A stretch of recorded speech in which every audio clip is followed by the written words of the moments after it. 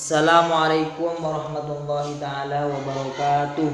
Waalaikumsalam warahmatullahi wabarakatuh. Bismillahirrahmanirrahim. Alhamdulillahirabbil alamin wa bihi nasta'inu ala umurid dunya waddin. Wassalatu wassalamu ala asrafil anbiya'i wal mursalin wa ala alihi wa sahbihi ajma'in. Amma ba'du. Faqala al-musannifu rahimahullahu ta'ala wa nafa'na bihi wa bi'ulumihi wa amadana bi asrarihi fid dharaini amin. Sekarang sampai pada bacaan wa yajibu fi haqqihi ta'ala al-hayat. Sifat wajibnya Allah yang nomor 10 ialah sifat hayat. Bismillahirrahmanirrahim. Wa yajibu fi haqqihi ta'ala al-hayatu wa hiya sifatun qadimatun qa'imatun bidzatihi ta'ala tusahhihu lahu ayyattasifa bil ilmi wa ghairihi minas sifati. Wa yajibu ban wajib fi haqqihi dalam hak Allah ta'ala halimah hating kibasir Allah al-hayatu pun apa sifat hayat. Jadi wajib di dalam haknya Allah Ta'ala mempunyai sifat hayat. Apa arti sifat hayat? Ialah Allah itu maha hidup. Hayat itu artinya adalah hidup. Jadi Allah itu akan hidup selama-lamanya, tidak akan pernah mati. Kalau manusia, kalau makhluk-makhluk yang lain masih akan menghadapi yang namanya kematian. Di dalam Al-Quran Allah berfirman, kullu nafsin dha'iqatul maut. Setiap manusia, setiap makhluk semuanya akan pernah mencicipi yang namanya kematian. Makhluk hidup yang bernyawa. Begitupun ciptaan-ciptaan Allah yang lain akan rusak. Pasti akan rusak. Hanya Allah satulah. Hanya Allah yang selama-lamanya tidak akan pernah rusak dan selama-lamanya tidak akan pernah mati. Di dalam dalilnya sifat baqa di depan dijelaskan wa yabqa wajhu rabbika dzul jalali wal ikram, dan kekal zat Tuhanmu dzul jalali yang mempunyai sifat agung dan mulia. Tidak akan pernah rusak-rusak, tidak akan pernah berubah-ubah. Apalagi mati, maka Allah itu selama-lamanya tidak akan pernah mati. Allah itu akan tetap hidup. Itu yang wajib kita yakini 100%. Tidak boleh ada keraguan. Kalau nanti ragu, maka bisa-bisa iman kita ini menjadi rusak, menjadi kufur, murtad. Jadi harus meyakini betul bahwasanya Allah itu hidup selama-lamanya, tidak akan pernah mati. Wahia tining sifat hayat sifatun panika sifat qadimatun se konah qaimatun sejumenang bidatihi kalaban adzata Allah Ta'ala halimah hating kibasir Allah. Tusahihu sima bener pun apa sifat hayat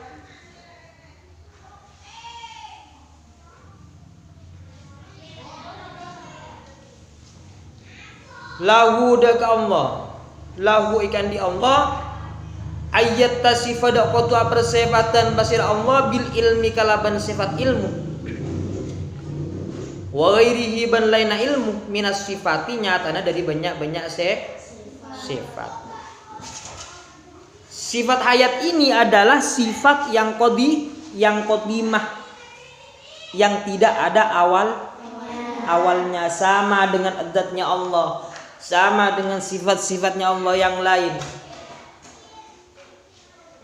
kata-kata qadimah di sini kalau kita terjemahkan ke bahasa Indonesia adalah tidak ada awalnya.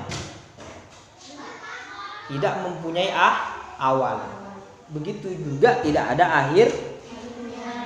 Di dalam di depan dijelaskan la awwala lahu, la akhira lahu, tidak ada awalnya dan tidak ada akhir. Adalah sifatnya Allah yang qadimah, yang mana sifat tersebut menetap terhadap zatnya Allah itu sendiri. Dan sifat hayat ini yang bisa membenarkan, yang bisa mensohihkan bahwasanya Allah itu mempunyai sifat mempunyai sifat ilmu, dan Allah itu mempunyai sifat-sifat yang lain yang sudah dijelaskan.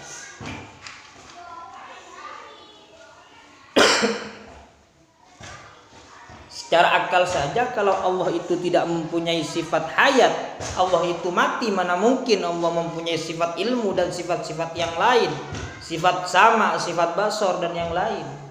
Maka itu tidak masuk akal. Tapi karena Allah itu mempunyai sifat hayat, hidup, maka Allah itu masuk akal, atau secara akal sudah masuk. Misalnya Allah itu mempunyai sifat-sifat yang lain. Wadidduha tining sabalike sifat hayat al mautu panika sifat mautun. Artinya mati. Jadi sebaliknya atau perlawanan dari sifat hayat adalah sifat mautun. Mustahil Allah itu mati. Tidak mungkin Allah itu mempunyai sifat mautun.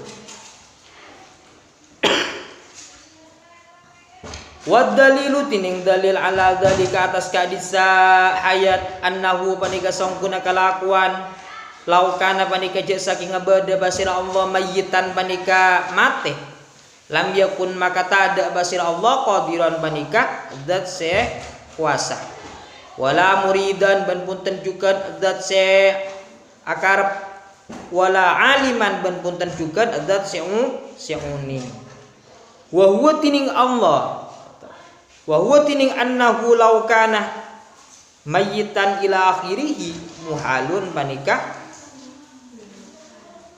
muhal. Jadi dalil atau bukti bahwasanya Allah itu mempunyai betul-betul mempunyai sifat hayat adalah secara logika saja. Andai saja Allah itu masih artinya tidak mempunyai sifat hayat, tidak hidup, maka Allah itu tidak mungkin mempunyai sifat qadi, tidak mungkin Allah itu mempunyai kekuasaan, dan juga tidak mungkin Allah mempunyai kehendak. Begitu juga tidak mungkin Allah mempunyai pengetahuan. Karena sudah zatnya tidak ada, mati. Tapi karena Allah itu mempunyai sifat hayat, maka wajar kalau Allah itu, bahkan wajib Allah itu mempunyai sifat qadiran, sifat muridan, sifat aliman. Jadi kesimpulannya bahwa sifat wajibnya Allah yang nomor 10 itu adalah sifat hayat. Jadi wajib di dalam haknya Allah mempunyai sifat hayat. Sifat hayat itu adalah sifat yang qadimah, tidak ada awalnya dan menetap pada zatnya Allah itu sendiri. Sama dengan halnya sifat-sifat yang sama dengan zatnya Allah. Dan sifat hayat itu adalah sebuah sifat yang membenarkan bahwasanya Allah itu mempunyai sifat ilmu dan sifat-sifat yang lain seperti sifat qudrat, sifat iradat dan sifat-sifat yang lain. Buktinya kenapa kok demikian? Andai saja Allah itu mempunyai, andai saja Allah itu tidak mempunyai sifat hayat, artinya Allah itu masih mati, maka tentunya Allah itu tidak mungkin mempunyai sifat qudrat. Tidak mungkin Allah itu bisa mempunyai kekuasaan. Tidak mungkin Allah mempunyai kehendak. Tidak mungkin Allah mempunyai pengetahuan. Sedangkan Allah tidak mempunyai kekuasaan, Allah tidak mempunyai kehendak, Allah tidak mempunyai pengetahuan seperti yang dijelaskan di depan, itu adalah mustahil. Kalau Allah tidak mempunyai kekuasaan seperti yang dijelaskan di depan, bagaimana? Maka tentunya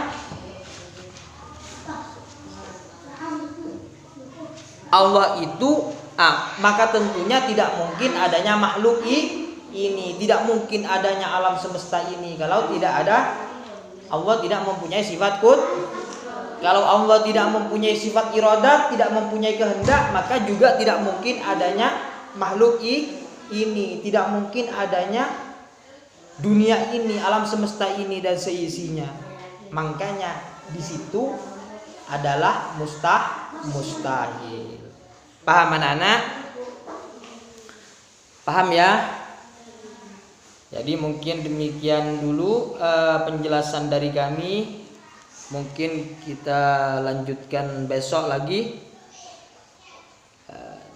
Sedikit-sedikit yang penting kita paham terhadap arti dari penjelasan tersebut.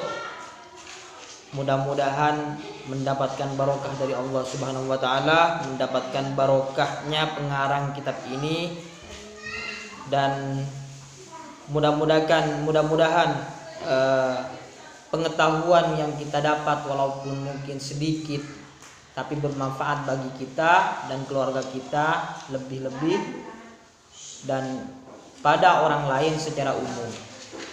Mungkin sampai di sini dulu. Wallahu a'lam bishawab. Allahumma anfa'na bima 'allamtana wa 'allimna bima yanfa'una wa na'udzubika min kulli hal.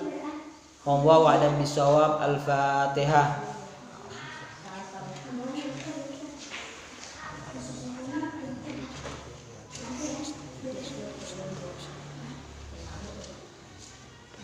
Assalamualaikum warahmatullahi taala wabarakatuh.